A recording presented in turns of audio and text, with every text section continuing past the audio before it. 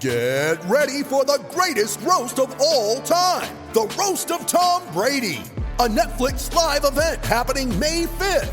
Hosted by Kevin Hart, the 7-time world champion gets his cleats held to the fire by famous friends and frenemies on an unforgettable night where everything is fair game.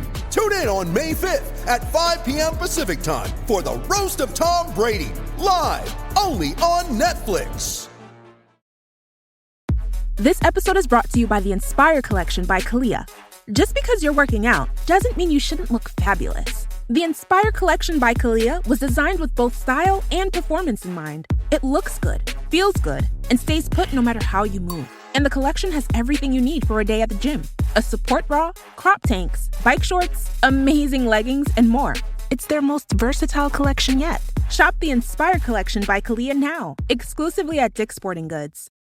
The most exciting part of a vacation stay at a home rental? Easy. It's being greeted upon arrival with a rusted lockbox affixed to the underside of a stranger's condo. Yeah, you simply twist knobs, click gears, jiggle it, and then rip it off its moorings, and voila! Your prize is a key to a questionable home rental and maybe tetanus. When you just want to get your vacation started by actually getting into your room, it matters where you stay. At Hilton, we deliver your key right to your phone on the Hilton Honors app. Hilton, for the stay. Oh, we're in for a long one. A long weekend, that is. And you deserve to spend it on the couch with a glass of something good. Luckily, there's Drizzly, the #1 app for alcohol delivery. With Drizzly, you can compare prices on the biggest selection of beer, wine, and spirits, then get them delivered quickly. So download the Drizzly app or go to drizzly.com. That's DRIZLY.com today.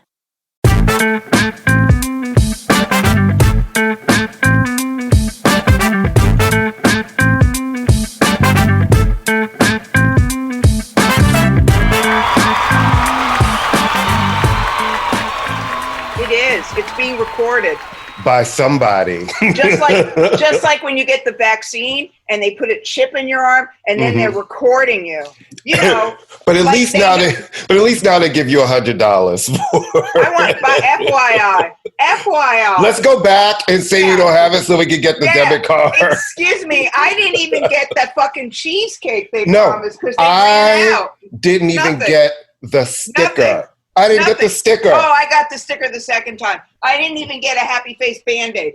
Yeah, I got a regular Band-Aid, no sticker. No. Nobody even handed me like an orange juice. Right. We were the guinea pigs. We were the ones who risked life. I didn't get an orange juice, a lollipop. Nothing. I got a water because I had to almost pass out on the But that's another conversation. So I'm going to let you finish. ASS Court, Amy, we're back. Yeah. So it was just my birthday. Amy's just back from a road trip. Yeah. Birthday was fun. Had a little small gathering outside with friends. How was your road trip? How was your road trip? We were not, it was a lot of fun to see people. And and I went with my best friend who knows some of my other friends just because she doesn't live in this city. But it was just nice to realize I may not see them every day. I may not call them on the phone every day. But I have people who will make the effort. Yes. And I appreciate that. Even when they drive me nuts, they will make the effort. And I was very impressed that all of my friends have really nice houses with like guest rooms and guest bathrooms. Which is why everybody leaves New York, because they want those things. No, seriously. Like Baltimore is the Black Brooklyn diaspora right now. But we did say if I can give a little, besides some eating, and we didn't go to any thrift stores, which is shocking, but because everyone in Richmond is not wearing a fucking mask, and I refuse to believe they're all vaccinated. But we did go to an amazing museum. Courtney, next time you're down there, you get down there to see your folks. It's called the Dirty South Contemporary Art, Material Culture, and Sonic Impulse. It's at the Virginia Museum of the Arts, which is free, fine arts, but this exhibit costs like $10 or something like that. And it has the Kehinde Wiley sculpture up front. Yeah, outside the museum. It's one of the best exhibits I've seen in years, and that's all I want to say. It's an absolutely impactful, gorgeous exhibit. You can look at it online, but it's going to travel, but to weird cities. If you have the time and you want to take a drive down there, it's great. But the trip was fun, nice to get out of the city, and then you're back, and it's like, wah, wah. But then you get to come back and you're like, the doomed Olympics are on, and let's see what has happened. We've had Belarus trying to kidnap their own athlete who got to the airport and staged a full coup. Like, they are trying to force me back, and they will put me in jail when I go back. Well, they will. And Poland gave her an asylum. So she's it's bad when Poland is stepping up, because Poland is the country where it's illegal to be gay. And then there's that. Suddenly Poland is like, we will save you. Wait, are you a lesbian? Fuck you. It's very that. Then we had Simone Biles and the Twisties. Well, you know what? All joking aside, I mean, look, all these men who were criticizing her, it was mainly men who look like they haven't gotten off the couch in 20 years. The last exercise Piers Morgan and these guys had is taking their dick out of their pants to pee, and even that they probably needed help. Piers Morgan is lower than a used douche at a party. Okay, no, you know horrible. What I mean? He's horrible. He's horrible. And no one cares. It's like, shut up. Shut the fuck up, you big-headed blowbag. No one cares. He has something to say about every young lady, but what I find it interesting is he really keeps having something to say about all of the young women of color.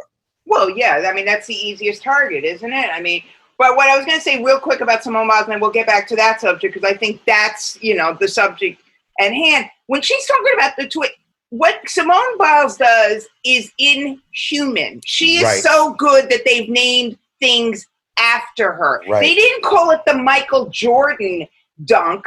He was just doing a dunk better than everybody else. If she has no equilibrium, if her equilibrium is wrong, she could die. Break her neck, break her back, be paralyzed. Be dead. Absolutely. So when that little fucking, what is he, Serbian or Croatian? What is Djokovic? When he's like, man up, fuck you. There's no physical danger in your sport. What's going to happen? A ball's going to hit you in the head? What's the worst that can happen to a tennis player? And when he player? lost in his third round, he smashed the racket around and threw it around the court. So it's like, sir, have fun. First of all, he's an asshole. He's legendarily an asshole, right? So there's no big whoop-off for him. It comes down to a really important subject of talking about mental health, right? But I think the other part that we need to also discuss is mental toughness. And, one side that I felt was she absolutely had the right and should take care of herself. It's really super important. Then I did say, there is also, what you had 3 other teammates and it's a team. And, there is a little bit of those girls had dreams too. You know what I mean? And the minute you pulled out, I know they saw their dreams dashing in front of their eyes.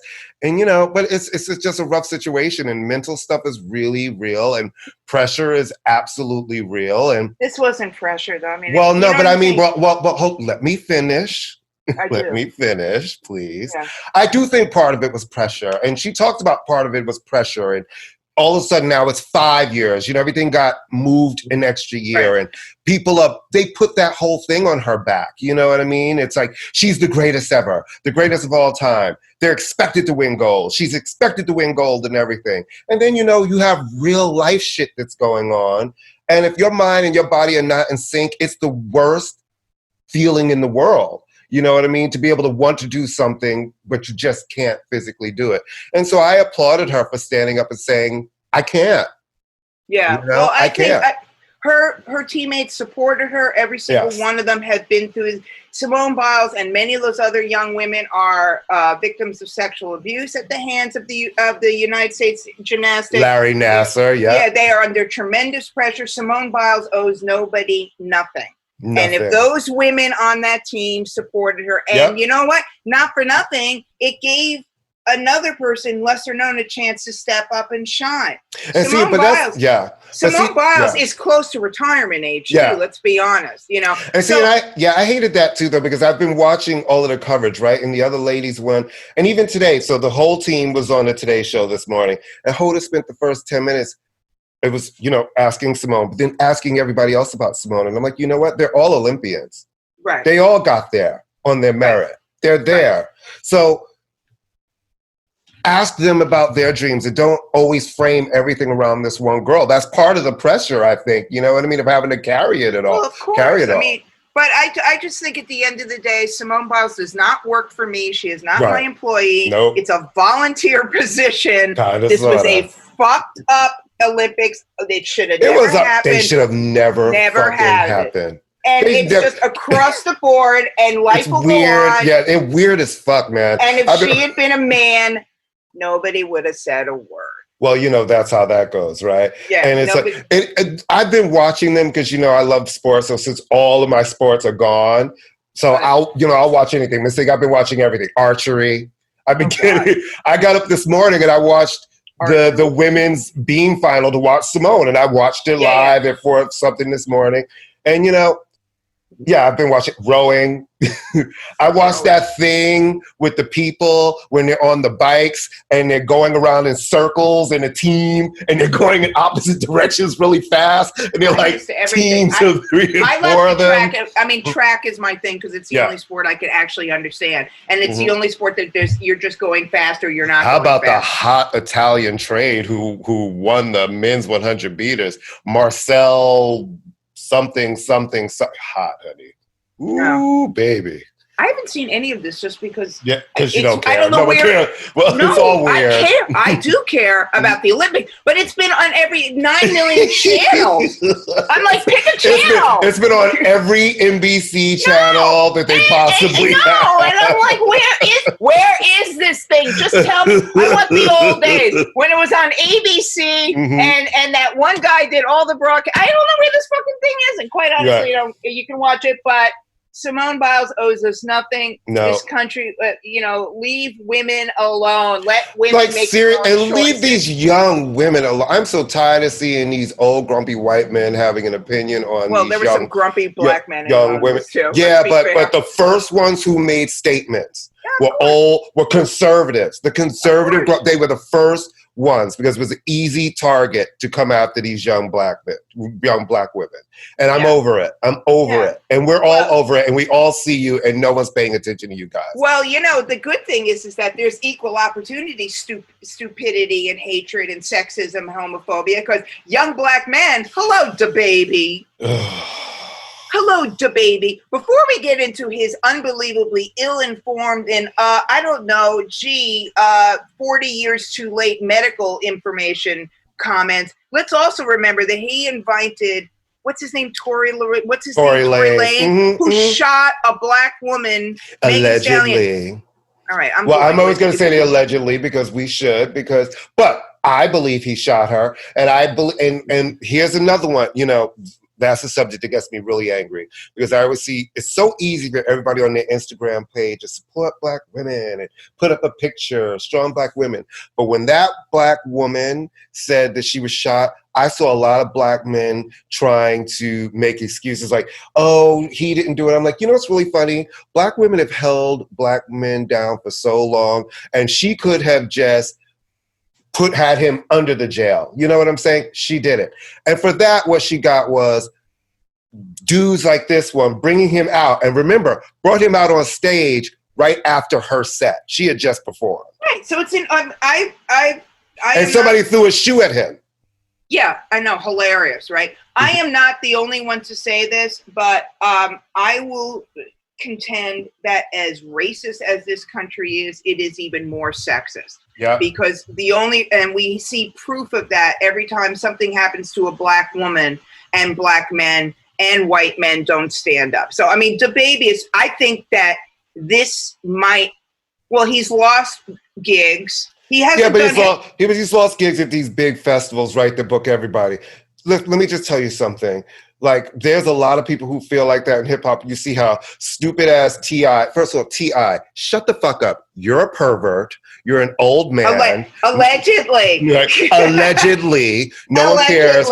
And Nick Young, who's never made anybody's basketball team better. Is that the one who had a baby with his Iggy Azalea? Or who was the one who was with Iggy. I don't know if they had did they have? I think they had a baby with her. Yeah. Like, so that lets you know who he is. You know what I'm saying? An idiot. Exactly. So it's like, hi, go fuck yourself, twins. Go fuck yourself. And the baby, fuck you. And here's the thing. No one's falling for your new statement that wasn't written by you. That everybody's like, this is a sincere apology. It was written by someone else. We know how you talk. We've heard you talk, and you said what you wanted to say your first time, and you doubled down. Now that you're losing gigs, some publicist has written something for you for your Instagram that, one, I don't believe. Most gay people, we don't believe. But here's the thing. In 2 minutes, Black radio will keep playing his records and kids will still go to his shows and he'll get booked. But fuck you. I won't support you. No more DaBaby records are played in this house. No more DaBaby records on our playlist. And we won't even cover and review his records and talk about his music. Did we ever? Nope.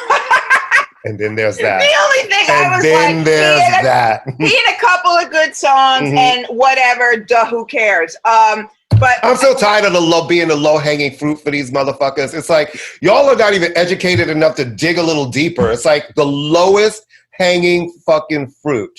Well, the thing, it's just so funny. I mean, not funny, but it's like, and your information about AIDS and HIV is literally 1990 scare tactic.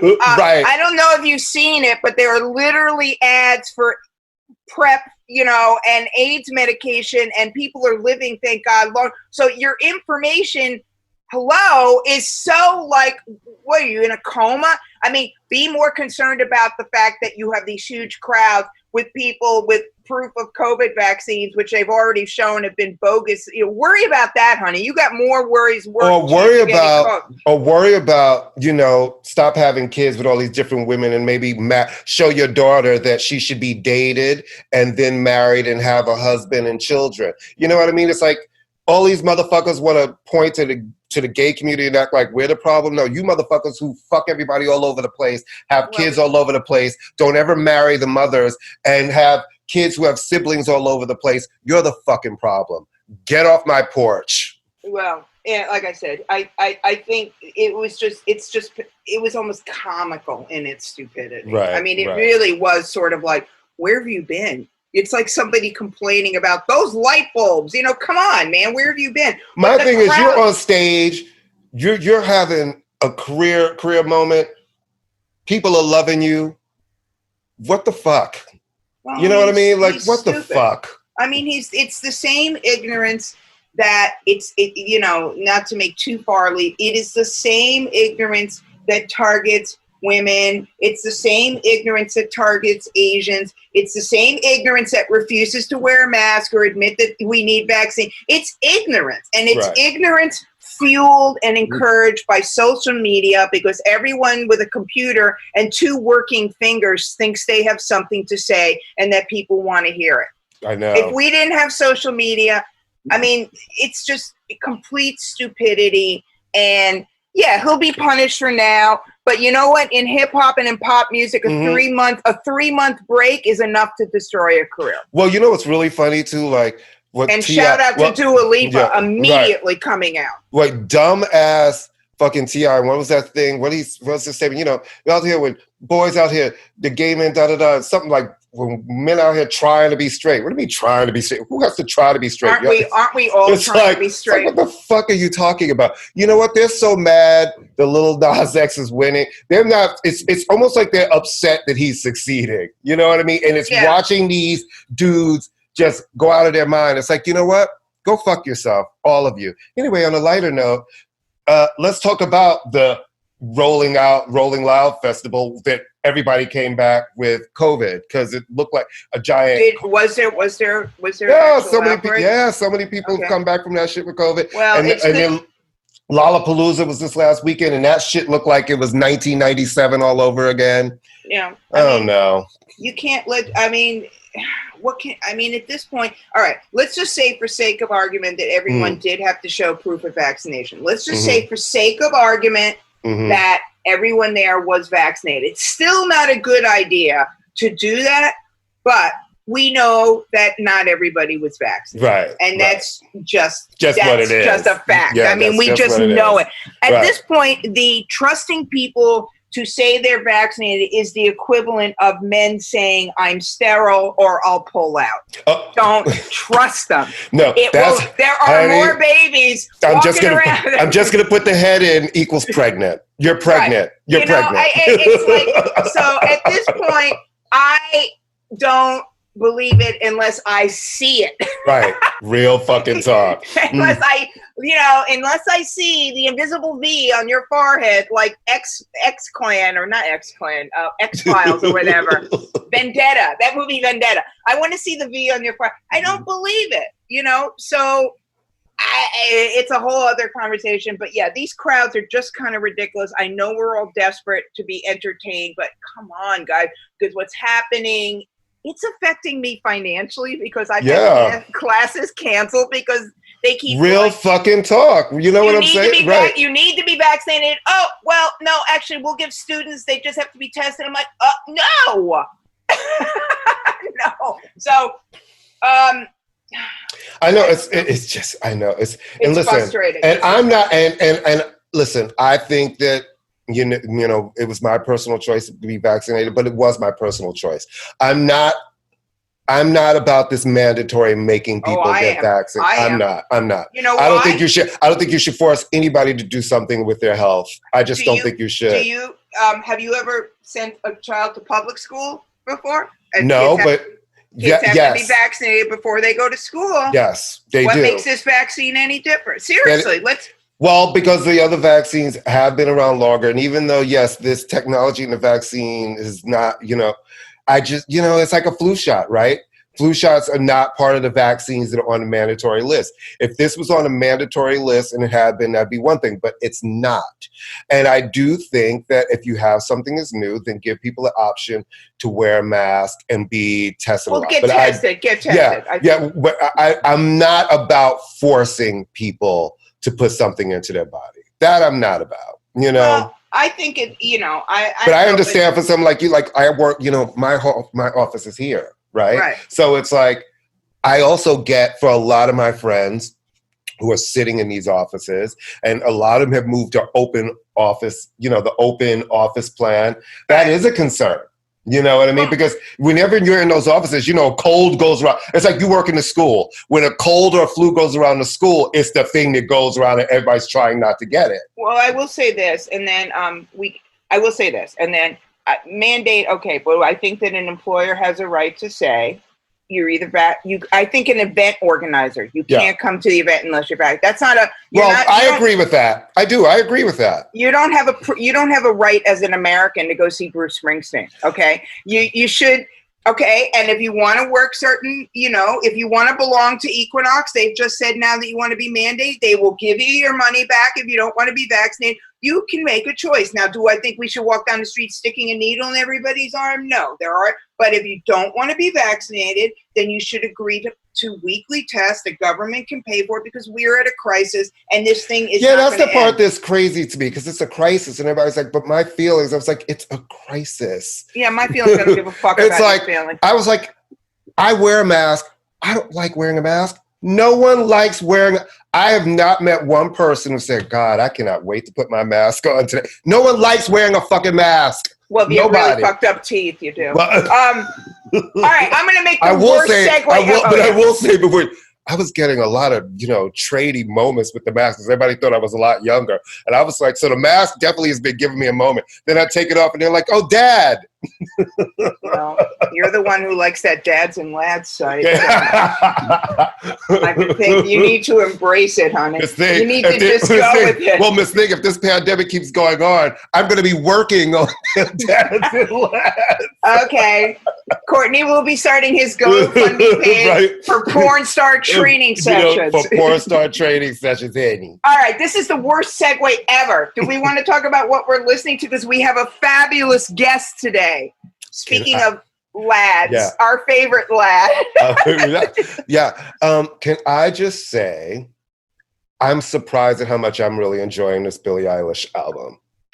Yay! I'm like, you would think after coming with such big hits and winning all of those awards, right? That next album, usually people just trying to cram all kinds of hooks and singles and have that moment.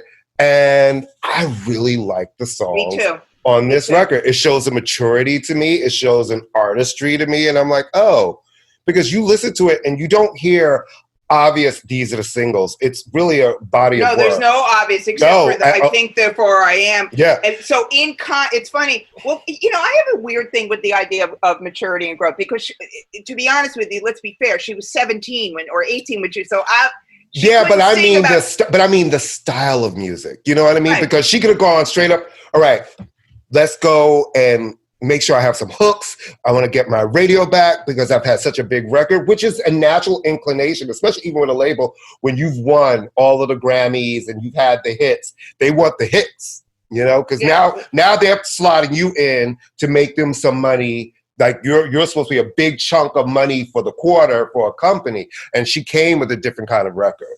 I think it's a really good record. Yeah, it really is. She's allowed now because she is older to talk about issues, topics that she was not. I think it's a very reflective record. I mean, let's give credit though to her brother Phineas, who is the primary songwriter, but it's clear that he is not like a lot of male songwriters might do, putting words in her mouth. You can clearly hear her in this. I think that she has been under scrutiny the way a lot of women artists are. The way she looks, all of it. Yeah. I think that it's a very beautiful sounding record.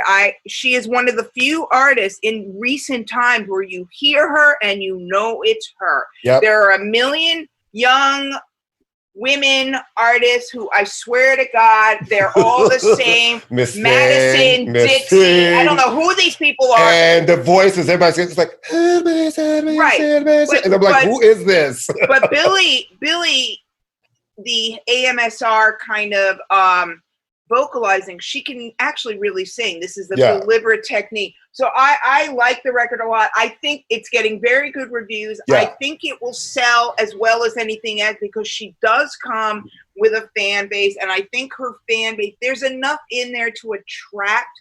And as she's getting older, she no longer, she doesn't, not that she's going to lose the teenage girls and the teenage boys, but I think that she's going to be shown more and more to not be a fluke, not be a fluke, not to be a kid, and she will be judged on the curve of any other artist. And I think it's a really good record. I think that it's a smart record because I think that those fans will grow with her.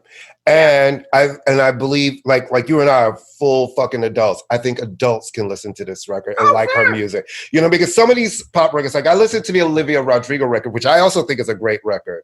But when I listen to that sounds like a young person's record. Great record, young person. But it is a young person. But when I listen to Billie's record, it's just a great record. I don't really think of it as a young person's record. I listened to the first Billie Eilish record, and I literally am older than. Well, you were the one who got me to listen to her more because you kept talking about her, and I was like, okay. And I didn't kind of pay attention, and then I was like, okay, I'll give her a twirl. Well, you know what? I told this. When I was working with this, I had 9th and 10th graders and young Black women. Okay, you said loved her, and I had to get the stereotype out of my head, and they liked her because they respected the fact that she was kind of weird, and they liked that. They were like, she's kind of doing her own thing, and we can get behind that. So I think that she still is, and I think I like that there's no collabos on this record. I like that she works on her own, and I'm very happy about it. It is making me happy to listen to this record. And it's a good record. It's a good record. I'm glad you made me pay attention to her because I was definitely, I was that one person. I made that bitch, and I could break that bitch. You did. You actually made, and I had the record, but I didn't play it, and you made me pay attention to her, and I was like, oh, this isn't what I thought. I like her a lot. I really do. I think she's got a future in this career, this showbiz career. And I love the new Prince, Welcome to America, but I don't know if you love it as much, right? No, I do like it. Here's my question for you. And I obviously I'm a Prince fan. I'm not a fanatical Prince fan, but I am a Prince fan. Do you think, and it's a very good record, but do you think this is, we should explain that this is obviously he's dead. This is stuff from the vault. It was recorded when, in 2010? Yeah, 2010 when he was going out on remember he had the Welcome to America tour that went out in 2010, 2011. And this album was supposed to be an accompaniment, but he recorded it really quick and then shelved it.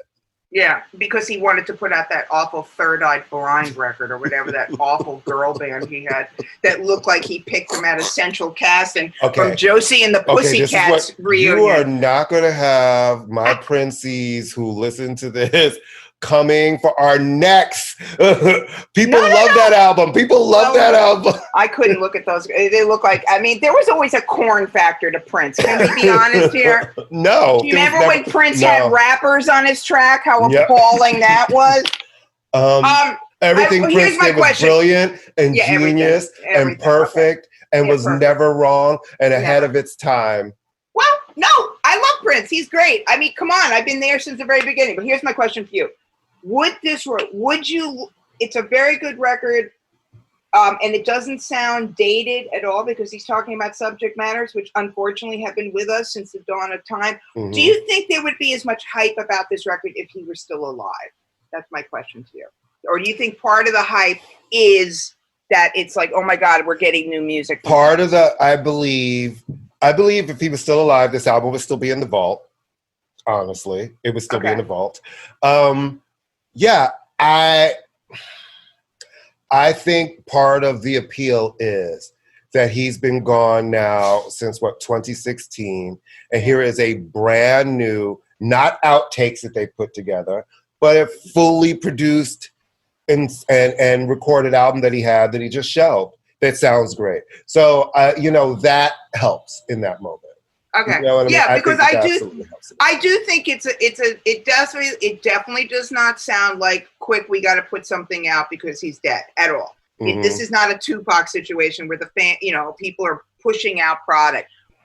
Some good, some not good, and it's a fully realized record, which is really, really good. It sounds like some of the new Power Generation are on it too. It sounds like Rosie Gaines. Some of them are definitely on there. You know what I mean? Listen, and it's a great record. You know what else is really I'm gagging that I like so much? The Camila Cabello single, Don't Go Yet. I really, really listen. It's a great pop song. She's a good pop artist. It's a great pop song. I like the melody. Listen. I like that the kids are coming with some shit that's interesting again, because she's a good pop artist. I mean, I couldn't tell her from a can of paint, but she is a good pop artist. I mean, she's had some great singles. I don't get the appeal of her boyfriend at all. I mean, that's like it's like the really poor man's John Mayer, and John Mayer is the really poor man. But here's the thing. Whatever. It's not, that's the thing. It's so not about our generation anymore, right? It's the new stars for those generations. And some of it we're looking at like, okay, I guess. But, I'm sure it's I know the way my parents looked at some of the shit I listened to, like, what the fuck is that? So, No, but you can still listen to things critically knowing that. I mean, I know that I'm not supposed to like Nickelodeon, but I can still go, this is good or bad. I just don't get Shawn Mendes. I find him like completely manufactured on every level, but she has done good stuff. I mean, I love Havana. I think that's a great single. That was a great single for her. I mean, let's be honest, Courtney. Dua Lipa is not our demographic either. All right, and she's absolutely my demographic.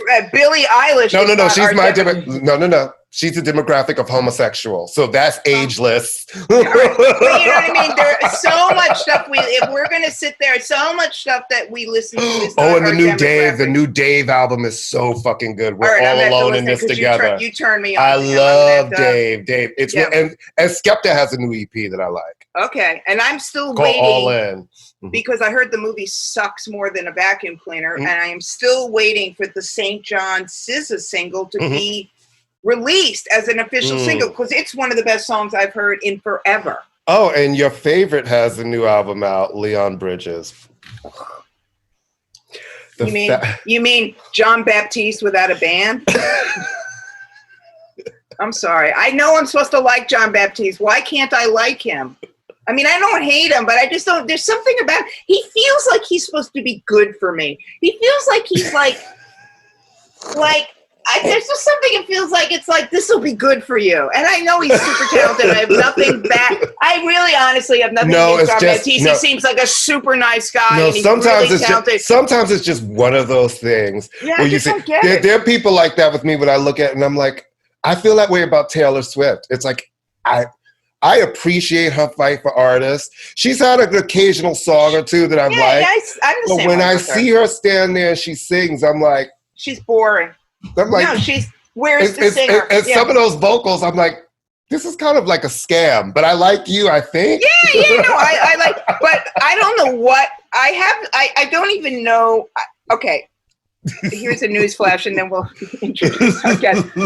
Sometimes, Courtney, I know you might find this hard to believe, because I am a very intelligent woman with a master's degree who's built a career as a credit. Sometimes I just look at something and go, I don't like it. I can't explain to you why. I just don't like it. Right. It's why I don't get invited to the rock critics meetings anymore. Because literally my rationale for things will be, those shoes he wore were just so fucking stupid. I can't stand him. So I have no idea why I have this problem with Leon Bridges. I have no idea. You know what it is? And I apologize. I apologize to everybody. And I kind of feel for him because he's really trying to find an audience. And you can tell this new record he's trying, and he makes He's still doing the hair. Well, like it's a little differently, and and he's trying. It's just like, okay, you are. It's like, is he still only using amps that were made by people in the 40s? It's just like, all right, that's great. Yeah, that's like, can I just say this, and then we'll introduce Miguel. I love Aretha Franklin. I love. I grew up on Aretha Franklin. I was a house that, my mom played it. We would dance to Aretha Franklin. I have a bunch of her records. I love Aretha Franklin. And I could not be more uninterested in this movie if I tried. No. I'm sorry. Sorry. Okay. As uninterested as you are, I am doubly uninterested. And it's like, we're talking about respect, the Jennifer Hudson. Yeah. I think that Jennifer Hudson is perfectly fine and she's a nice lady. But it's like when I hear her sing, I just don't love her singing voice. I don't love her singing the Aretha songs. The little bits I'm seeing of her acting in it, I'm not enjoying what I'm seeing. And it's just like... Courtney, I have a secret to tell you. I'm going to whisper it. She's not a good actress. I was kind of thinking that. She won the Oscar for being a really good singer. And every time I see the commercial where she's like, call me Miss Franklin, I'm like, that's the worst thing I've ever seen in my life. She was not good in Sex and the City either. She won the Oscar because she played a slightly overweight, overlooked black women. And white people said, wow, she must be a really great actress. Yeah. And no one is talking about this movie. No one. Not one person. They are trying, baby. The ad money they are spending. And it's like, if you don't have a person like me that loves Aretha Franklin, it's very, in the words of the internet legend, Hazel London, if you can't go to Bella Noche's, where can you go? And on that note, we are going to be talking. We want to introduce, a man that every woman in the music industry is in love with, and probably most of the men.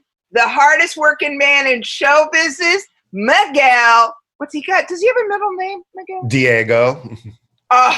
Miguel Diego Baguer. I am having a wash of emotion come over me that I haven't had in, 20 And he has worked with everybody from The Coup to Del, the Funky Homo Sapien, to Boots Riley. He was Nas's publicist, the Fugees' publicist, Laura's publicist, to his current Usher, who is killing it in Las Vegas. So, and full disclosure, he's put a little money in my pocket over the years, including a McFlurry, which we are going to discuss with Miguel, who is coming on right now. Yay! Miguel Baguer. Hi, Miguel Baguer. Miguel Baguer, the man that everyone loves, including me, so much. So, Miguel, very sweet of you. If the Attorney General was standing on television today talking about your client has sexually harassed a whole office full of people and is a tyrant and likes to, I mean, can you imagine the PR nightmare of whoever does the governor's PR today and what is happening to that person's devices at this very moment? Yeah, and you didn't even have to worry about multiple devices back when you were getting started. It was just someone screaming at you from another office. Oh man, just meditate and don't react until you figure it out. It's time to be. This is where meditation does come in handy. It's very non-reactive. Absolutely. I call him Governor Suge Knight. You know that, right? Ooh. Well, I mean, it's kind of fitting. Evidently, he was running a kind of sort of. He thought he was on an episode of Married to the Mob or something, and it was just kind of like. Yeah. They're from a different generation. They haven't figured out that there's new rules now. Yeah, there's no rules. I know. New rules. Well, I have. So I'm trying to think. When I think the first time I met you, you were working for Wild Pitch Records. Not Set to Run? Maybe Set to Run, but I met you at. I think the first time I met you was at a Def Jam party at like Pier 25 or something. Wow. Yeah, no, I have a frighteningly good memory. Yeah. And Lucian was like about 4 because he was running around because he wanted to meet quote unquote rap guys. And you introduced him to Chuck D, and he was like, "Are you LL Cool J?" And Chuck said no, and Lucian said, "You're not a rap guy," and ran off. That's hilarious. Yes. But how did you get started in publicity? Was your career as a nuclear physicist shut down or something, No. Actually, I was bored. I looked on the back of the Village Voice. I had quit my job doing, believe it or not, financial accounting and auditing for Bertelsmann when they bought BMG. And I did that for 2 years. I traveled all over the world. And then I decided, you know what? I don't want to do this anymore. I want to be on the other side of the music business, where my true love is. And so basically I just quit, partied like crazy in the East Village for a while, and then got sick of, partying and telling myself that a 40-ounce beer is actually a meal and I needed some money. Wait, Miguel, it is a meal if you have it at 5 o'clock. Okay? My friend George, actually, I give him, he convinced me. Were you guys doing the old E40s? The E40s, yes. Yes. I remember my friends, I remember they all went there, and see, I never liked beer, so I didn't do it with them, and they would like those fucking old, that was such a old English thing. And Cokie. And Cokie. Remember Cokie? It was the shit they sold in Bodega, COC. No. That was like OE for people who are one step away from rehab. But I digress. I'm sorry. Continue. Anyway, so then I got bored one day and I'm like, well, I want to do something with my life. Mm-hmm. And then I just went to the back of the Village Voice. It said interns for a small PR firm. We do mostly hip hop and R&B music. And I said, why not? And then I just went. Didn't pay anything except for my train fare, and I ended up being full time before I know it. But I did that for about a year, and I worked at Sam Goody's at night. But I worked there full time during the day for no money, so I had to make money. So I worked at Sam Goody on 6th Avenue in the West Village. That was across the street from me. I worked at the Wiz in the Village on 6th Avenue. That was right next to Gray's Papaya. Oh God, I worked no jobs in the Village, but anyway. And then Tower across. So that was a small little firm called Set to Run. Mm-hmm. It was the only only shop as far as like hip hop and R&B kind of PR at the time. Right. And run by a woman, which was a big deal back then. Shout out to Layla Turkin, And things happened real fast, real quick there. I remember when SoundScan really started kicking in, that all of a sudden the majors started understanding how much hip hop actually is selling. You know what I mean? And the media also took note wow, these SoundScan numbers. Oh, wow, this is really something that's actually happening. And it's actually selling a lot. And then when that happened, the firm grew. I got a full-time position. Ended up quitting after that and going to Wild Pitch. I didn't really quit. I just got an offer from Wild Pitch Records where I did Ultramagnetic MCs. Didn't you drive them around, and was that when you got in the van and you were up and down the West Coast doing all the shows and everything? I did everything from PR to road managing for them. With Cool Keith was hilarious and really fun and really entertaining. Along with the rest of them, they were all a really good bunch of guys. And so we did that. And then I ended up at Sony and ended up heading up part of the publicity department. Another small independent label. Now, Sony and this Records. is where we met. Yeah. And the thing that I find interesting about the Sony moment is Nas, right? Now, I was working for the head of Black Music when that album came out, but I have to tell you, for we're talking about Illmatic, I still didn't really have a lot to do with any of the Nas stuff. I didn't work anything Nas until I went to video, and that was later. So in my universe, I remember him as Nasty Nas and people thinking it was a big deal, but it really skipped me. How was it for you, and how did you design that PR campaign for him? And did you feel that explosion as it was happening? Because really, for the Nas story and me, I don't really know much of it until I started doing video stuff, and I want to believe that was second album, third album. Right. But what's interesting about Nas is that when I got to Sony, they were like, here's a bunch of brand new artists that that haven't been out yet, and they're about to release all their first albums, right? Oh. And one of them was Nas. And I was like, oh, Nasty Nas. I had actually worked with him because he had the halftime single off the Zebrahead soundtrack. Oh, yeah, I actually worked the Zebrahead soundtrack. A movie that Bill Adler and I actually went to a screening of, and we kept looking at each other, go, are we supposed to like this? Are we not supposed to like this? And which character is Search? I still have that 12 inch. So funny. Yeah. So, I mean, basically I was like, oh, wow, I know Nas. So that it started right there. And then, so we had a little bit of history there, which was really great. And then, a lot of times with these, especially a brand new artist with a new album for his first debut album, I could sit there and I do my little plan and it looks great in the corporate meetings. And everyone's like, oh, good. You're going to go after these targets. You're going to do this.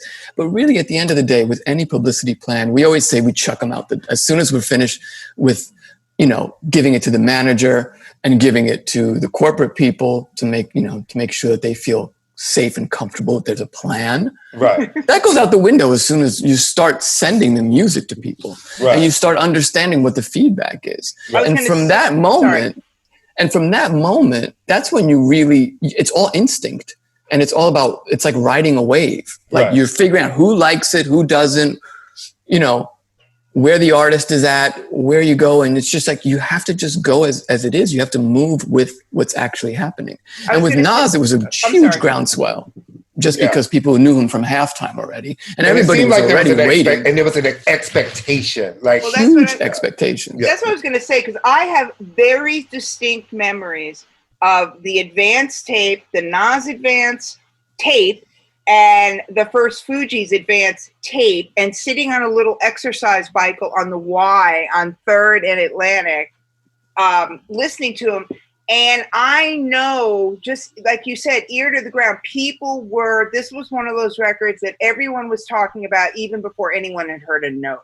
So there was so much natural buzz as opposed to social media created buzz. There was a natural sort of buzz that it almost became, of course, it was, it almost sold itself in a weird way because the talent was so, with Nas and the Fugees, so obviously there, and that, it seemed like that was your guys' skill in not shoving it down anyone's throat. Because, writers hate it when publicists are on their ass all the time, Yeah. I mean, I'm all for the organic groundswell, you know what I mean? And I'm all about feeding it to certain writers to really get some feedback to see where I'm going to be at first before we actually try to do some real promoting on it, you know? Okay, so now you have him pretty famous, right? And then you go into It Was Written. What was your thought process?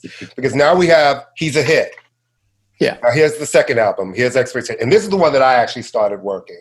So it was like, did you say to yourself, okay, I have this guy, I know how he is in the press arena. What was your thought pattern around the campaign that you wanted to do for that record? I mean, once again, there was so much anticipation for this second. And of course, some people thought sophomore slump, what's going to happen? Can he keep it up? Illmatic is a classic. You know, it's everything. And what is it, 5 mics? It's everything, right? So how do you come back from that? So of course, there was a little bit of anticipation as far as my feeling was. So let me just feed it out to a couple of people to see what the actual early feedback. I mean, there was a lot of, back then you could really you knew the writers, right? And you actually knew, and they would be honest with you as far as the feedback. So they would give you all the clues of what your next step would be, you know? And I did that, and I still got good feedback, and it was a little more pop. And then, also radio kicked in more on this one. Right. Yep.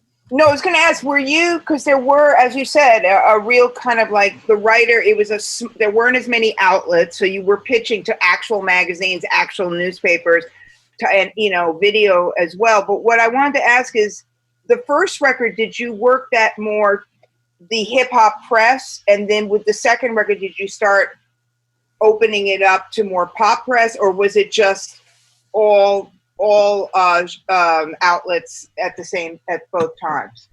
I always firmly believe with staying with the hip hop first, with the hip hop community first, with the hip hop writers first.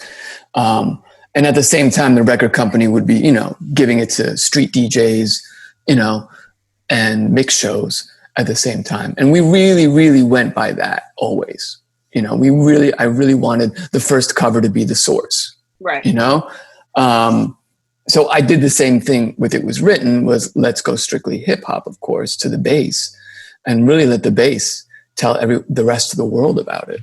Which even with Illmatic, I mean, I remember chasing Nas down to do an interview. I'm like, with Illmatic, I'm like, it's Time Magazine. Back then, Time Magazine didn't do a lot on hip hop. You know what I mean? And they actually wanted to do a piece on him. You know what I mean? So it was a big deal, and that was towards, once it was big already. Oh, you've chased that motherfucker down all across the 5 boroughs of New York. I interviewed him for the Daily News. I think for the second album. You love him. It's like the Daily News, and I just remember like a limo picking or whatever, car picking me up, driving me out to Queensbridge, him coming out, sitting, talking to me for like 10 minutes, and everybody gawking, like, the whole thing was set up like, he comes back to the houses, woo, and then he left, and it was like, nice to meet you, that was it. Yeah. And at the beginning, he was still living with his mom. I would go and pick him up, with the Sony car, in Queensbridge.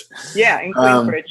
So, yeah, I mean, those are actually really good memories now. But when it was happening, it was just happening. And it was all happening so fast and so big. And it felt very good and organic because it was a community then. A lot of that doesn't exist. No, there was real hip hop was a small community. Yeah. The writers, the editors, the people who were photographing, the publicists. So then, 1996, here come the Fugees. And you started with Blunted. You did Blunted also, right? Yeah, I did Blunted on Reality. You know what I mean? So you're kind of firing on cylinders of... Now, I remember that at the company being really interesting because the big hits hadn't really come yet, but it was... Everybody felt like this was going to be something and that they were going to be something. And then we went into the score, and I just remember the whole it's a really interesting thing when you work at a company that it is just connected with everybody. Pop, hip hop, R&B, just everybody connected on that record. How was that for you, just creating that campaign that, spawned a bunch of solo records, and it's still considered 25, 35 years later, right? Is it 35? It's 35 years later? Yeah, 35 years later, my little local record store can't keep this score in stock. Every time he puts it in the store, all the vinyl sells out. Interesting. Yeah, I mean, boy, the first album did not do so great for the Fugees, right? And it was it was almost alternative hip hop. I think it was considered. I remember Spin Magazine wrote something about it. That's the one with Fuji. That's the one with Fuji Law on it, right? No, that Fuji Law's on the score. So I do remember from the first album, they had a remix of Vocab, and that actually got some heat with a lot of the local, especially in the Bay Area, which was more open to a little bit more alternative kind of hip hop at that moment. And they got some heat off of that on mix show play, lots of mix show play. And then, so that kind of set up the second album, the score. But I remember the score specifically because I remember actually giving it to Cheo Hadari Coker, who is a writer at the moment, and who was also of Haitian descent. So he got the Fugees, he understood the first album, but he also understood why it didn't work, right? So I said, let me give it to him. I really want to know what what he thinks. And he just came back and he's like, oh my God. Like he was just bowled over. And I really trusted him. He wrote for The Source and Vibe and a bunch of a major screenwriter now. And a major screenwriter now. And I knew at that moment, because I really trusted him in his judgment and he understood the music at that moment, that we had something. Right. So then you know what I did? I sent it to everybody. Right. You know what I mean? And that's what I kind of do. I usually kind of go in the beginning and kind of see what some feedback is from certain people that I really trust.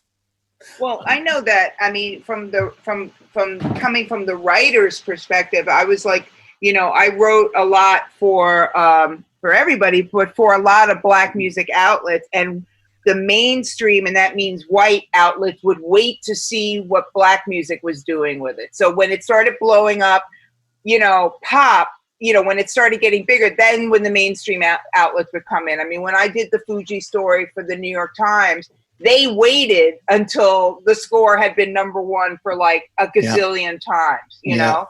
Yeah. They waited for, so the white, and I'm using this term really deliberately, but white press waits to see what Black press, what are we doing here?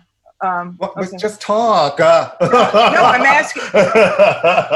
We're listening to you. White press waits, they wait to see what's going to happen. Yeah. Well, especially back then. Back then but I liked that he led with because some people are like, go right to the mainstream. Like, no, you need to lead with hip hop. You need to lead with the Black press because it's authentic to that. And then, like you said, send it to everybody. Yeah, right. That was very, very important on all my campaigns. I would really, really make sure that that's the case. I thought there was definitely a way that it should go, Yeah. That the community should know about it first, have it, embrace it, and live with it, before it goes to the mainstream, which didn't always understand. Right, and also it will undermine the credibility of the artist if there's any sense that it's being worked pop. It'll completely undermine it, which became this double-edged sword, I guess you could say, again, from looking at it from the outside in with the Fugees, because they had that credibility and they had that support, but the bigger and bigger and bigger they got, then people were like, what's going on, Yeah. That was what the Fugees did really well also, since the day one of the score, they really performed a lot live. Yeah. They were which a lot of people, and they were good live. And they had a live band. But people were like, wow, this album is real hip hop, but yet there's also a band. Right. And there's a girl in there. And there's two guys. A singer. And there's a singer. And it's like they really did break the mold. You know what I mean? Which is funny that you would say there's a singer. Because then the whole company goes fucking nuclear with the miseducation of Lauryn Hill. Right. And you had that girl on the cover of shit that we just weren't seeing Black women on the cover of the way she was on the cover of. Literally. They went from being Fugees, and I thought it was a big deal at the company when you got that Rolling Stone cover, because then again, there wasn't a ton of hip hop acts on the cover of Rolling Stone back then. And when you got that Fugees cover, I just remember the excitement and the buzz of everybody being like, the Fugees on the cover of Rolling Stone. Yeah, they really didn't do much hip hop back then at all. You know. And then here you come with Lauren, and she's on the cover of Rolling Stone, and that whirlwind. Like, you've been a part of some really iconic campaigns, and I don't want to just always go think about the past of it all. What do you think about the state of being a publicist today, now that everyone can essentially make their own statement through Instagram and you know, it seems like no one reads any more magazines on around anymore. Like, what do you think the goal is for a music publicist in 2021? I mean, it's so different now. I mean, back then there was a stages of an album would come out or an artist would come out, and there was different stages. There was the community. You let it live and breathe in the community. The community embraced it, held it. It was part of like everything that was going on. And then the rest of the world kind of didn't know about it. You know what I mean? It was kind of in this whole bubble, you know, and mainstream didn't know about it. And then it went, you know, and the more it got popular, by the time Lauren got popular, I mean, Lauren was on the cover of Time magazine. She was on the cover, The Source of the Harper's Bazaar for the first female rapper on the cover, or female musician even on the cover of Harper's Bazaar. And we kind of did his thing. I mean, that's how much power I had at that moment with Lauren, and how much people wanted her, was that we got a double cover, and half of the cover was her with a bunch of young Black girls from her camp, you know? So they could see it's her with all these kids around them, you know, being on the cover of Harper's Bazaar, showing, you know, a different face of beauty that Harper's never really showed before. Right. I have to ask a somewhat, just how did you deal with when the blowback started happening with her? Which blowback? Well, she was so ubiquitous, which is amazing. But at some point, the public becomes overloaded. And how do you negotiate that with making sure it's accessible, but not everywhere? You know? I mean, there was this false rumor. It was a false rumor. That she was on an MTV interview, and she said she'd rather have see babies starving than white people buy her albums. I remember that. It was someone I traced it as someone calling into the Howard Stern show, so you get an answer. You know what I mean? How reliable that information is. Is that where that started from? That's where it started from. And I even MTV went through all their tapes to see if there was anything that could even be misconstrued, something like that. And they couldn't find anything. So MTV News did a whole piece saying that it was a false rumor. She was never on MTV News. She never said that. So forth and so on. No matter what, that rumor still stayed around. But, you know, it's interesting, you know, but that's what happens. That's what happens when you get big. And nowadays it's even worse. I mean, Courtney, you had asked me about what it is now. It's people just say whatever the hell, they print whatever the hell they want, and they do the clickbait. So now it's all about clickbait. There's no more music journalism anymore. People don't read whole stories about the music, how the album, where the album came from. Right. Like what happened to them, like a whole story of where they are in the studio. All that stuff is all gone. Some of it's still there. Some of it's still there. It's very hard to find. I mean, the Times is still doing it. You know, some of it longer outlets are doing it. But yeah, you're right. People want like the dish, the gossip, the 140 words. There's no critical analysis. There's no context. It's just like, what's the dish? And that's because now, like, you know, we're in the social media generation, right? So all of these accounts where people will just show you, look, this is my house. This is how I eat. This is what I'm doing. And I don't like that. I think that the mystery is good. Like, it's good to not know anything about your stars. Why I was excited about reading about people when I was younger, because you didn't have all that access to them. You know what I mean? So reading something and understanding their thought process on making this record and why they did it was more exciting than you actually showing me you in the studio making the whole record. I hate that we show everybody how we make every video. So everybody, they see it, but they know that was green screen. They know that this is fake.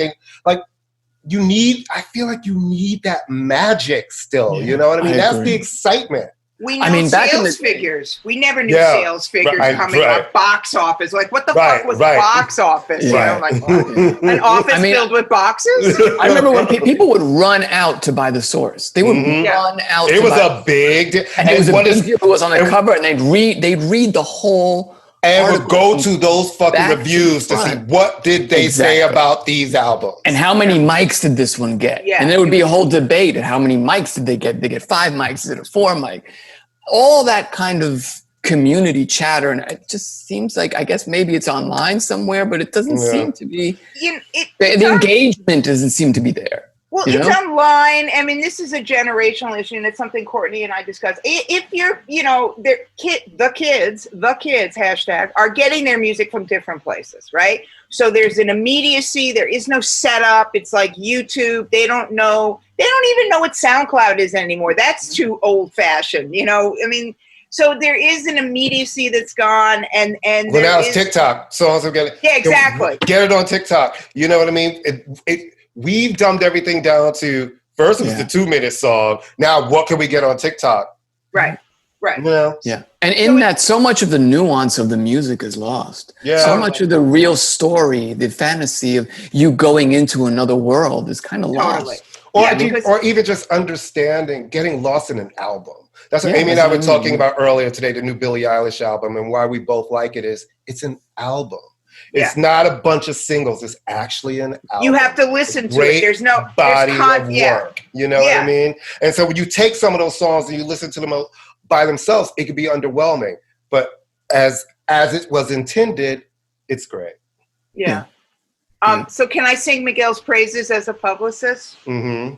Okay, Miguel, what I always loved, first off, I love you as a human being, and everyone knows that, and the T-shirts will be available on our website. What I always thought was great about you as a publicist, and what makes a good publicist, and Courtney, you as your work as a publicist, that, is having the sense, first off, believing in your artist. I always knew with you, and even though Courtney, I never dealt with you in that level, I know that this was you, that you loved music, that you cared about music, and you can't buy something from somebody if they don't use the product themselves, and the product was music. And I will say that most labels back then had publicists who listened to fucking music instead of looking at analytics all day.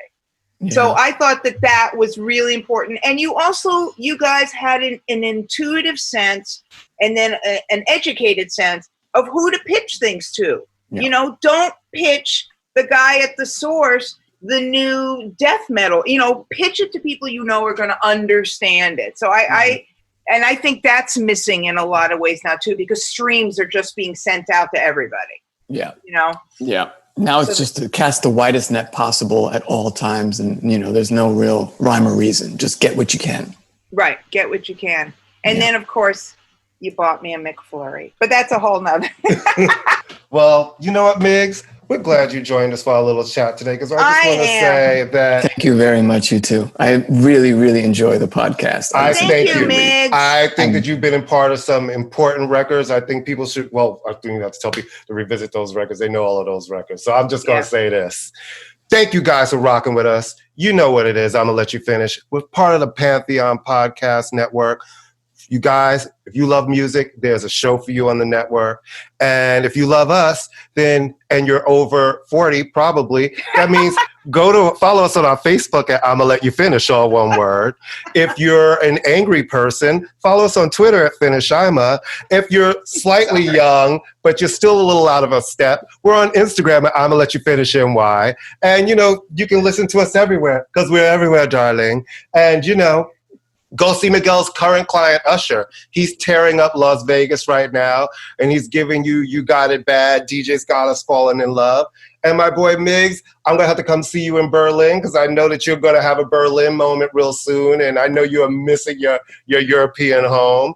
And I love you, Miguel. We love you, Miguel. I love you guys. And you know what it is, guys. I'm going to let you finish. And for the audience, these guys know what they're talking about. Trust me. Especially on Tuesdays, because it's Taco Tuesday. Tuesdays, we know. We know on Tuesdays. Wednesdays, we're not so sure. Right. Wednesdays, we're not so sure. Not good. But Tuesday, we're good. We're on point. Yeah. That's great. All right. All right, guys. Thank you so much for having me. Bye. All right. Bye. Bye.